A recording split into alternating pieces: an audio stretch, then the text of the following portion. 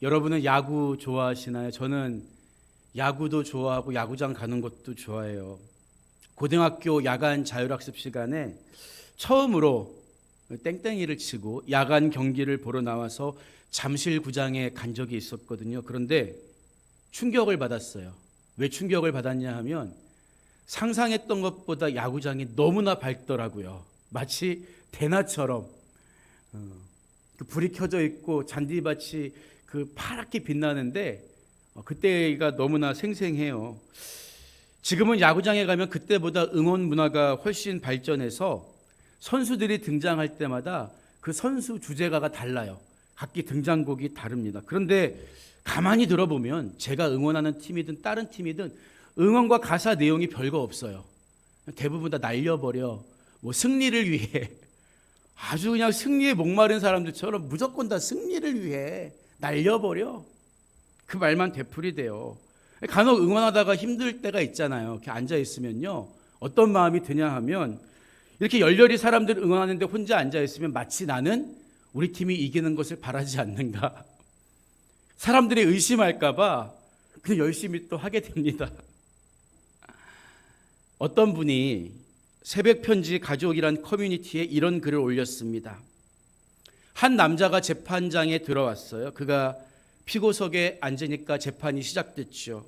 질문과 답변이 오고 가는 가운데 판사가 그 남자에게 주의를 줍니다. 피고는 예, 아니오로만 답하세요. 그러자 남자가 반문하죠. 아니 그럼 판사님도 남이 묻는 말에 예, 아니오로만 답하실 수 있나요? 판사가 그렇다고 대답하니까 남자가 질문합니다. 그러면 판사님은 요즘에도 아내를 때리십니까? 판사는 대답할 수가 없었어요. 예라고 대답하거나 아니오라고 대답해도 결과적으로 자기가 아내를 때렸다는 말이 되기 때문입니다. 우리가 TV로 청문회를 보면 눈살이 찌푸려질 때가 있어요. 나랄 일을 하는 사람들의 기본 자질도 문제지만 어떤 때는 질문하는 사람도 수준 이하일 때가 너무나 많아요. 자기가 원하는 답을 얻어내기 위해서 예, 아니오로만 대답하라면서 호통을 치는데 전혀 권위가 느껴지지 않아요. 지혜롭다고 생각되거나 정의롭다고 여겨지지도 않습니다. 자기만 의롭다고 생각하는 거예요. 여러분, 모든 문제를 예와 아니오로 대답할 수 있는 게 아니라고요. 그런데 안타까운 것은 우리나라가 점점 흑이냐 백이냐를 강요하는 흑백 논리의 사회로 변해가고 있다는 점입니다.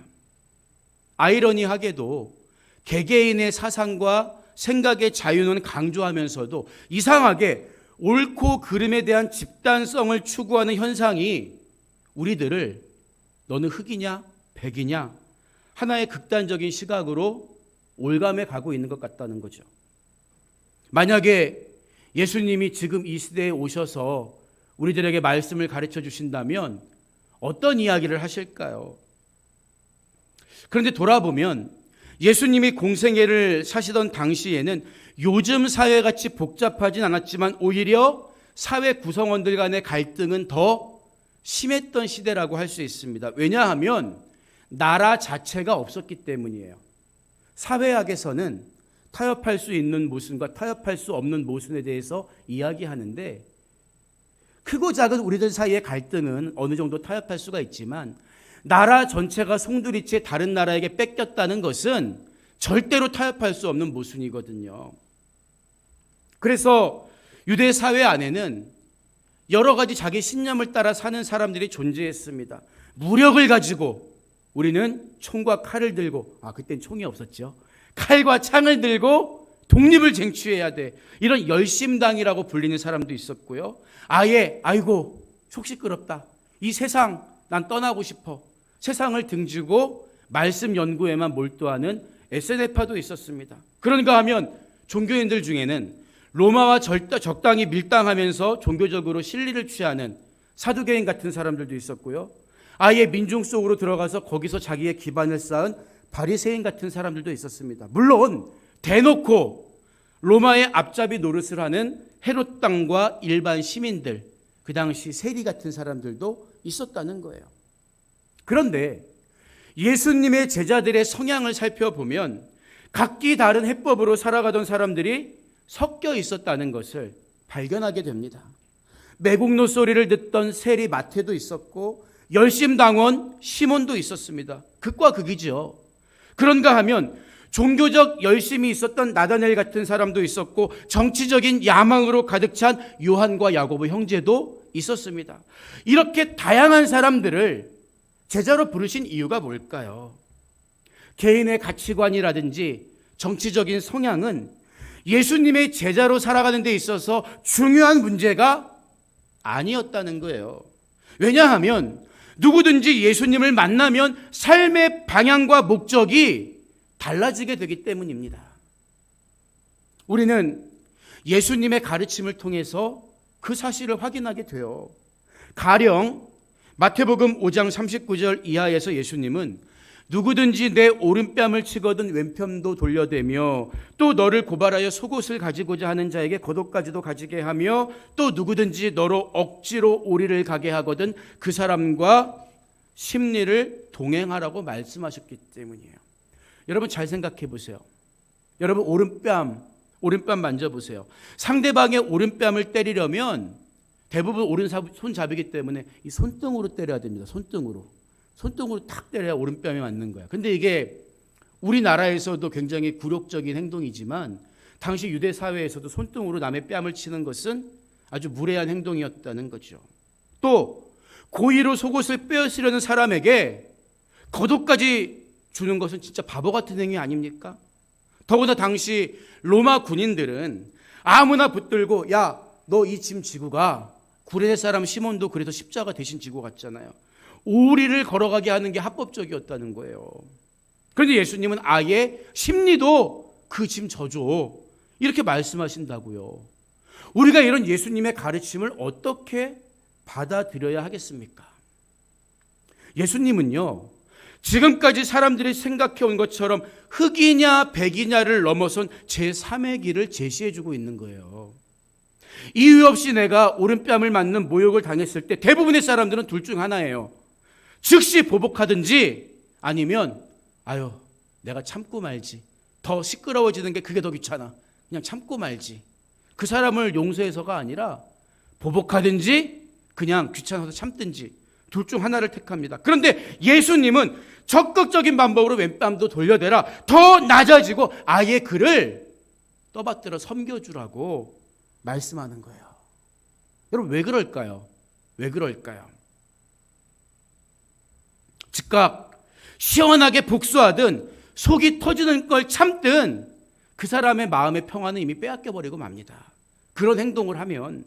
그래서 그 문제로 인해서 내게 주어진 하나님 나라의 기쁨과 자유한 마음을 훼손당하지 말라는 거예요. 가장 귀한 것의 가치대로 살기 위해서 덜 중요한 것은 과감하게 내려놔. 이 땅에서 너의 명예, 죽으면 갖고 가지도 못할 물질, 그게 제일 중요한 게 아니야. 행여 그것으로 인해서 너의 마음속에 있는 가장 중요한 가치를 빼앗기면 안 된다. 예수님은 제3의 길을 제시해 준 거예요. 예전에 뉴욕의 맨하탄에 갔더니 빌딩 사이에 이 낚싯줄 같은 게 이렇게 묶여져 있는 게 보이는 거예요. 그게 뭘까 궁금해서 교수님께 여쭤봤더니 유대인들이 에브루라고 부르는 안식일의 구역의 경계를 표시하기 위한 줄이라고 합니다. 대략 1km마다 이 에브루라는 줄을 이렇게 매달아 놔서 내가 안식일에 얼마큼 걸어갔는지 이것을 판단할 수 있도록 도와주는 장치라는 거예요. 이거 관리하는 데만 매년 1억 넘게 든다고 합니다. 예수님 당시 바리새인들이 이런 문제에 골몰하는 사람들이었거든요. 안식일에 일하지 말라는 이 토라의 말씀을 어떻게 지킬 것인가 논쟁하다가 1km 이상 걸어가면 그게 일이다. 이런 규정을 만든 거예요. 그래서 지금 유대인들도 아주 성실한 종교 유대인들도 그것을 지키기 위해서 뉴욕 한복판에다가 낚싯줄로 1km마다 거리를 표시해 놓은 거라고요. 오늘 본문 13절을 보면 그들이 예수의 말씀을 책 잡으려 하여 바리새인과 헤롯 땅 중에서 사람을 보내매 이렇게 말하고 있어요. 그런데 오늘 우리가 읽은 이 이야기는 마태복음과 누가복음을 포함한 이 세 권의 공관복음에 모두 기록된 말씀입니다. 이 말씀의 배경을 살펴보면 예수님이 성전에 들어가셔서 장사꾼들을 다 내쫓고 깨끗하게 하시잖아요. 그때 예수님의 권위에 대해서 당신이 도대체 무슨 권위로 이렇게 성전에서 난동을 부립니까? 예수님과 논쟁을 벌였다가 완전히 참패를 당한 유대 종교 지도자들이 이번에는 사람들 사이에 큰 논쟁거리였던 황제에게 세금 바치는 문제로 예수님을 시험하려고 했던 거예요. 그래서 이 사건이 세 권의 공관복음에 다 기록되어 있는 거죠. 그런데 책 잡으려 하여 이렇게 이야기한 대목에서 알 수 있듯이 이들의 행동은 처음부터 계획된 것이었습니다. 그래서 같은 사건이 기록된 누가복음 20장 20절 말씀을 보면요. 이에 그들이 엿보다가 예수를 총독의 다스림과 권세 아래에 넘기려 하여 정탐들을 보내어 그들로 스스로 의인인 체하며 예수의 말을 책잡게 하니 이렇게 밝히고 있는 거예요. 그러니까 바리새인들의 진짜 의도는 세금에 대한 예수님의 입장을 듣기 위한 게 아니었다는 거예요.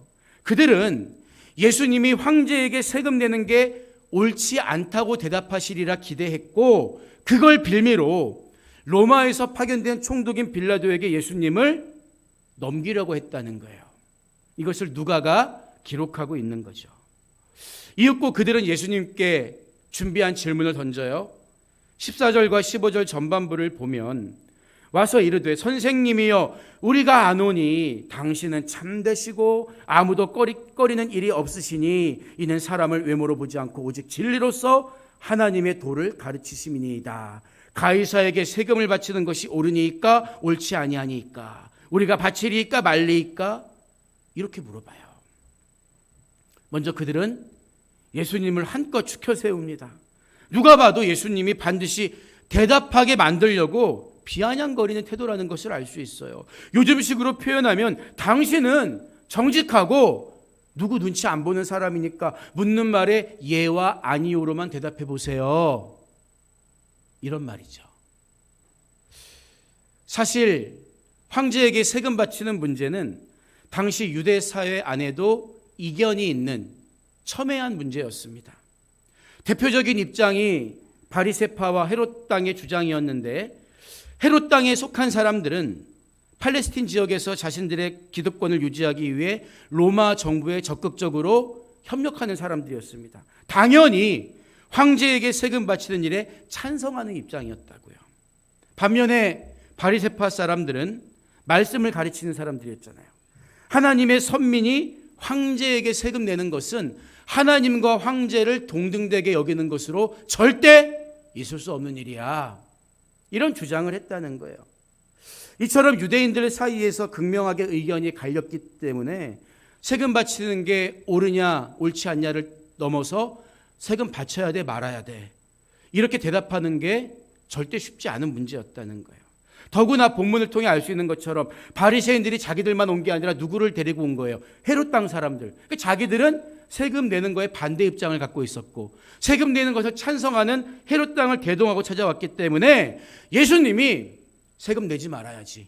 인간에게 왜 세금 바쳐? 이렇게 말씀하실 경우에 로마 법정에 고소할 수 있는 결정적 증인들, 세금에 찬성하는 헤롯 땅 사람들을 세울 수가 있었던 거죠. 다 계산된 행동을 가지고 이런 짓을 벌인 거예요. 속으로 이번에는 예수님이 피해갈 수 없을 거야. 어느 한쪽을 선택해도 우리 올무에 걸릴 거야. 얼마나 쾌재를 불렀겠습니까? 예수님도 그들의 악한 의도를 간파하신 거예요. 그래서 15절을 보면 예수께서 그 외식함을 아시고 이르시되 어찌하여 나를 시험하느냐 이렇게 말씀하십니다. 여러분, 사실 바리새인들은 말씀드렸던 것처럼 아니 하나님의 백성이 왜 인간에 불과한 황제에게 세금 바쳐 이런 주장은 했지만 실제로는 세금 냈을까요? 안 냈을까요? 세금을 냈다고 해요. 그래야 잡혀가지 않기 때문에, 자신들의 종교적 기득권을 유지할 수 있었기 때문에 사람들의 신앙 양심은 계속해서 흔들면서 정작 자신들은 세금을 바쳤다고 합니다. 말과 행동이 달랐던 거죠. 그래서 예수님은 그들을 가리켜서 외식한다고 책망하신 거예요.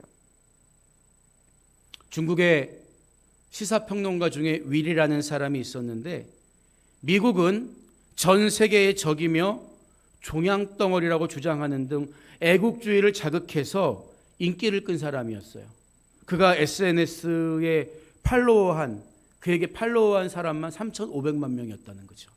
우리나라 인구의 절반 이상이 그 사람이 쓴 글을 읽고 열광했다는 거예요.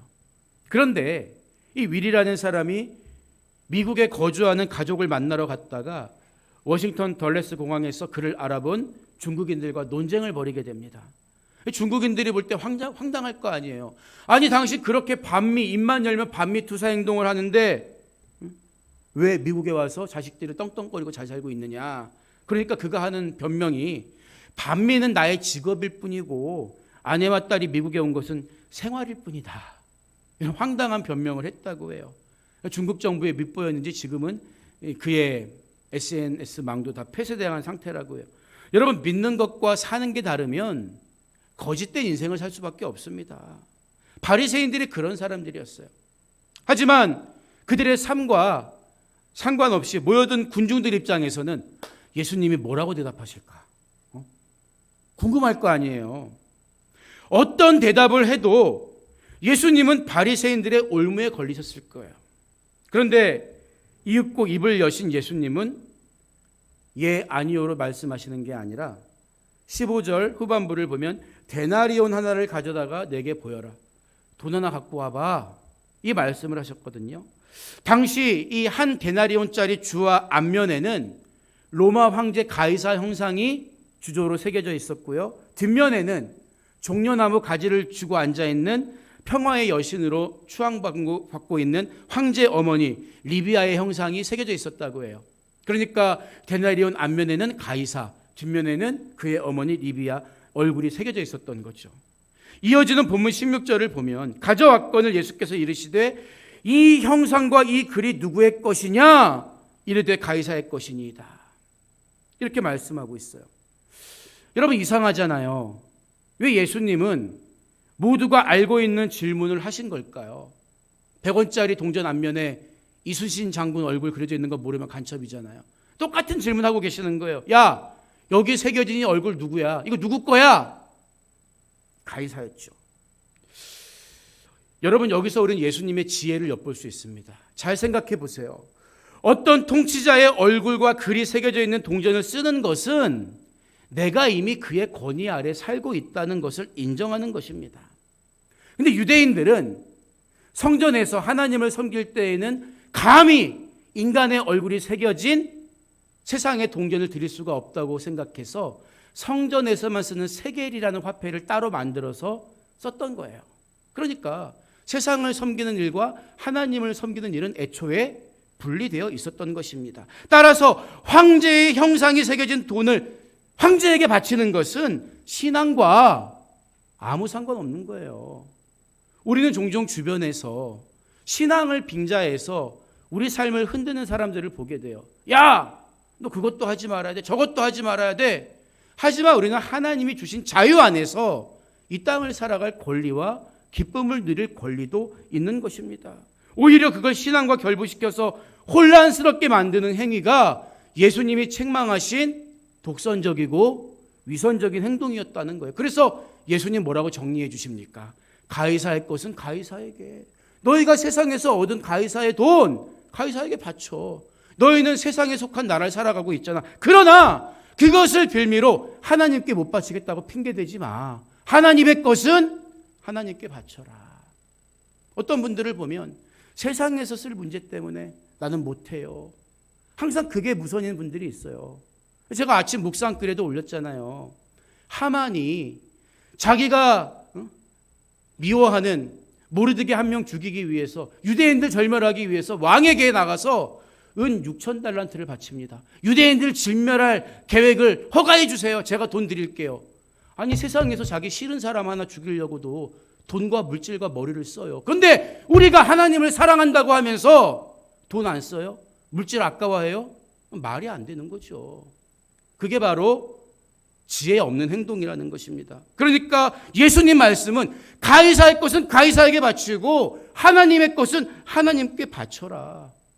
바리새인들의 올무를 뛰어넘은 지혜롭고 신앙적인 대답을 들려주신 거예요. 여기서 우리가 분명히 짚고 넘어가야 하는 사실은 예수님이 그냥 임기응변으로 이런 말씀을 하셨다고 오해하면 안 됩니다, 여러분. 야, 그러네. 예수님 대답이 참 지혜롭네. 그게 아니라 말씀드린 것처럼 세상의 지도자에 대한 하나님을 섬기며 살아가는 성도들의 바른 태도를 가르쳐 주시기 위한 말씀이라는 거예요. 사실 요즘 우리들의 모습을 보면요, 자기가 좋아하는 정당이나 정치인에 대해서는 무조건적으로 지지하고 잘못도 아닌 것처럼, 아무것도 아닌 것처럼 눈 감아주면서 싫어하는 정당이나 정치인에 대해서는 원색적인 욕을 퍼붓는 걸 당연하게 여기고 있어요. 그게 그리스도인다운 태도일까요? 그렇지 않아요. 여러분, 세상의 모든 권력은 근원적으로 하나님께 뿌리를 두고 있습니다. 예수님이 참새 한 마리도 하나님의 뜻이 아니면 땅에 떨어지지 않는다고 했는데 한 나라를 통치하는 정부 지도자가 하나님 뜻과 상관없이 되겠습니까? 아니죠. 여러분, 더러 악한 지도자는 악한 백성들에 대한 하나님의 심판의 한 도구이기도 해요. 그런 지도자밖에 설 수 없는 그 나라 백성들의 수준을 보여주기도 한다는 거예요. 누굴 욕합니까, 우리가? 그래서 그리스도인들은 국가와 세속 질서에 대한 의무를 충실하게 이행해야 하는 거예요. 내가 지지하는 정당이나 정치인이 아니더라도 극단에 치우치지 말고 리더십을 인정하고 협조해야 합니다. 왜 그렇습니까? 우리가 사는 세상은 그 자체가 완벽하거나 완전한 유토피아여서가 아니라 우리가 하나님 나라 백성으로 살기 위한 최소한의 울타리 같기 때문이에요. 그래서 이런 맥락에서 식민지 지대를 살아갔지만 로마서 13장 1절을 보면 각 사람들은 위에 있는 권세들에게 복종하라, 이런 말까지 하고 있는 거죠. 구약의 신명기를 읽다 보면 반복되는 말씀 가운데 하나가 좌로나 우로나 치우치지 말라는 가르침입니다. 잠언 말씀 역시 좌로나 우로나 치우치지 말고 내 발을 악에서 떠나게 하라 가르쳐주고 있습니다. 구약시대에도 좌파, 우파가 있어서 좌로나 우로나 치우치지 말라고 한 걸까요? 어떤 중도의 입장을 취하라는 뜻입니까? 그렇지 않습니다. 여러분, 좌로나 우로나 치우치지 말라는 가르침의 전제는 어떤 중심이 서 있는 상태를 가리킵니다. 그러니까 하나님 말씀 위에 서서 그 말씀을 벗어나게 움직이지 말라는 거예요. 이게 좌로나 우로나 치우치지 말라는 말씀의 의미지, 나는 중도, 나는 중립기어 박을 거야, 이게 아니에요. 하나님 뜻이 무엇인지 분명히 아는 사람은 흔들리지 않는 거예요. 하나님 나라를 진짜 살아가는 사람은 아무리 세상의 정치인들과 정당이 그럴듯한 말을 해도 그게 진짜인 것처럼, 그게 진리인 것처럼 부안해동하지 않는 거예요. 정치에 대해 무관심하라는 얘기가 아니라 거기에 소망이 있는 것처럼 죽고 살고 그러지 말라는 거예요. 왜? 우리 중심은 말씀과 하나님 나라 위에 서 있기 때문에. 그러니까 가이사의 것은 가이사에게 바쳐. 너는 하나님의 것 그냥 잘 드리면 돼. 왜 사람들 헷갈리게 해? 왜 나를 시험하려고 해? 이 말씀하는 거예요. 예수님이 지혜롭게 답변하시니까 17절 후반부를 보면 그들이 예수께 대하여 매우 놀랍게 여기더라, 이렇게 말하죠. 근데 재밌는 게 여기서 놀랍게로 번역된 단어가 다우마조라는 헬라어인데 이것은 초자연적인 기적 앞에 경탄하다, 이런 의미가 있어요. 그래서 사도행전에서 성전 미문에 앉아있던 걷지 못하는 사람이 일어나서 하나님을 찬미하고 뛰놀 때 사람들이 경이로워했을 때 그 반응을 나타낼 때도 똑같이 다우마조, 그들이 예수께 대하여 매우 놀랍게 여기더라, 다우마조라는 단어를 쓰고 있는 거예요. 예수님의 지혜로운 대답이 마치 하나의 기적을 목격한 것 같은 반응을 불러일으킨 거죠. 여러분 마찬가지예요. 세상은 계속해서 우리에게 너는 좌냐 우냐, 너는 흑이냐 백이냐, 마치 거기에 대단한 진리가 숨어 있고 우리 후손들의 미래가 걸려 있는 것처럼 강요할 것입니다. 그러나 우리의 대답은 no. 거기에 참 소망 없어. 참 소망은 오직 하나님 나라에 있는 거야. 오직 말씀에 있는 거야. 이렇게 대답할 준비를 가지고 있는 사람만이 흔들리지 않는 거예요. 부안해동하지 않는 거예요. 우리는 지혜로우신 예수님처럼 극단에 얽매이지 않는 시각으로 그의 나라와 그의 의를 추구하는 것이 우리 삶의 최우선인가를 항상 돌아보면서 살아야 하는 것입니다. 이게 우리가 이 땅을 사는 목적이죠. 오늘 말씀을 마무리합니다. 현대 선교의 아버지로 불리는 영국의 윌리엄 캐리라는 선교사님이 계셨어요. 그분은 구두 수선공으로 일하면서 독학으로 공부해서 여러 나라 언어를 구사할 수 있는 능력을 키웠습니다. 대단한 분이죠. 어느 날 캐리의 친척 동생이 자기가 들어간 옥스퍼드 대학의 사촌이었던 캐리 목사님을 데리고 갑니다. 그런데 우연히 이야기를 나누게 된 교수가 캐리의 어학 실력에 주목하게 되죠. 교수는 캐리에게 당신이 학교에 들어오면 이 나라에 큰 영향을 미칠 수 있습니다. 그리고 이 나라의 여왕님께서도 당신을 매우 기뻐할 것입니다. 이렇게 권유해요. 하지만 캐리는 이런 말로 제안을 거절합니다. 교수님께서는 영국이라는 나라의 여왕을 말씀하셨는데 제게는 이미 저의 전생애를 건 나라가 있습니다. 그 나라는 바로 하나님의 나라입니다. 저는 여왕보다 더 높으신 분의 부름을 받았고 그분을 향한 저의 충성은 변할 수가 없어요. 결국 캐리는 옥스퍼드 대학에 입학을 포기하고 선교를 위해 볼모지였던 인도로 떠나게 됩니다. 우리가 자꾸 세상 목소리에, 사람들의 주장에, 이 시류에 휩쓸리거나 극단적인 시각에 얽매이는 이유가 뭘까요? 하나님의 나라를 머리로만 생각하고 실제로는 그 나라와 상관없이 살기 때문 아니겠습니까? 그러니까 자꾸만 세상의 논리와 사람들의 목소리에 우리의 마음과 생각을 뺏기는 거예요. 윌리엄 캐리 선교사님은 하나님을 위해 위대한 일을 시도하십시오. 그리고 하나님으로부터 위대한 것을 기대하십시오. 이런 말을 남겼습니다. 우리가 꼭 선교 사역을 하는 게 아니어도 괜찮습니다. 직장 생활을 하든 가정에서 부모로 또 자녀로 살든 친구와 이웃을 만나서 교제를 나누든 우리 마음속에 하나님의 나라가 있어야 한다는 거예요. 작더라도 그 나라를 위한 일을 여러분 시작하시기 바랍니다.